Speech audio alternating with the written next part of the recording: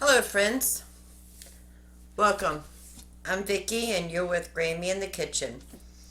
Today we're going to make some beautiful barbecue dry rub pork ribs. We're going to start off by making a homemade dry rub. You how I cook them. They're absolutely gorgeous. If that's something you're interested in, stick around. Together we're going to cook a delicious, healthy meal right at home using real ingredients. For more videos like this, please subscribe. I would love to have you part of the Grammy family. Without further ado, let's get started by making the dry rub and get these ribs in the oven. Aprons on, let's get started. We're going to cook ribs, and I'm going to make a rib rub for the ribs. So I'm going to bring you on down here so you can watch how we make the rib rub. Alright, so right here I have the ribs, and then in this bowl we're going to put a rib rub. I have my recipe right here. So we're going to start off with some brown sugar. And this is a homemade brown sugar. If you watch that video right here, you'll see how we made homemade brown sugar. So simple and so easy to make. Although I do cook with a recipe, I use it as a guide to do it myself. So it says a half a cup of brown sugar. We're going to eyeball a half a cup. Yeah, that looks about right. And to this, now all these spices I get from Azure Standard. The ones I get come in a 1 pound container, and a 1 pound of spices will fit in a mason jar. What am I looking at? So Paprika says I need a 1/4 of a cup. Again, eyeballing. My trusty old salt and pepper containers. Pepper, I need a whole tablespoon. Salt, a whole tablespoon. Chili powder, ignore the lid. I'll reuse already canned lid for storage. So chili powder, we need a tablespoon. Oven is up to temperature. This is garlic powder. We need a tablespoon. And onion powder. We need a tablespoon.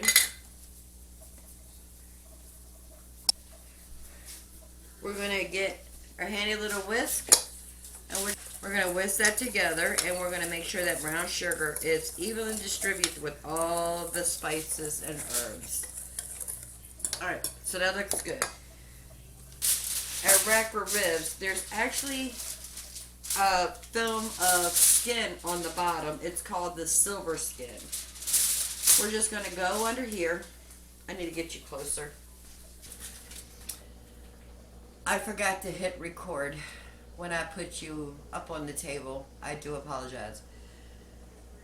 So on the bottom of the rib, it's a piece of film called the silver skin. And I peeled that off. So it's really easy. Just get your finger underneath. You don't need a knife because a knife will just rip it. You just find a spot and get underneath of it, and you can just pull it completely off. I do apologize that I did not catch that on film. I do have more ribs in the freezer. The next time we cook ribs, I will show you that. I promise. So this is our mixture, our dry rub that we made. And we're just going to liberally coat the bottom. We are going to cook this upside down for the first 20 minutes. Then we'll turn it over and we'll cook the other side. We'll turn it this way and finish cooking it. We just want to start it off upside down.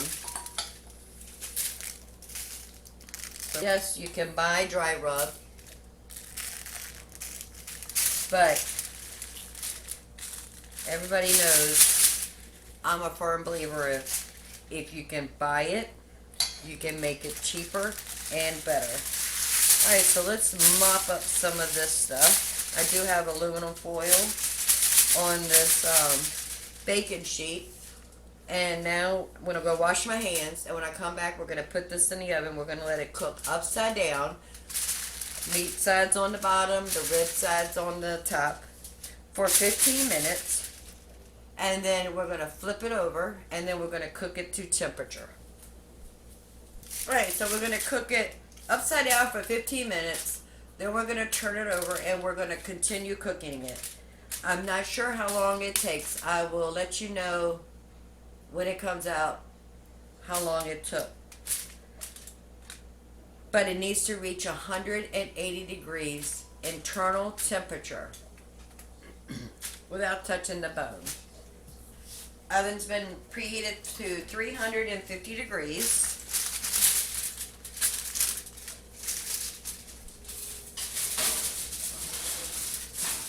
We're going to set the timer for 15 minutes. And then we'll know we need to flip it over. See you in a few minutes when we're ready to do that. So our timer is up on the 15 minutes. Now we're going to go ahead and turn them over very carefully. I have two sets of tongs here. There's a light coming in my back door. Sorry about that. We're going to turn this over. So now it's meat side up, bone side down. We're going to put this back in the oven until it reaches temperature. We're looking for 180 degrees. Okay, the ribs are done. Cook them upside down, bone side up for 15 minutes. And then after that, we flipped it over, put it back in the oven, and we cooked it for 50 minutes the other way. So here's our beautiful ribs. They have cooled off so I can actually touch them. They look absolutely gorgeous. And when I usually cut them in between two bones, so they're 2 bones thick. As soon as I can find out where that bone is. There we go. And it just falls apart. It's just absolutely gorgeous. Smells really good. I think the husband's going to be very pleased with these. So the ribs are done. And we do have a little bit of our dry rub left over. We can use the next time.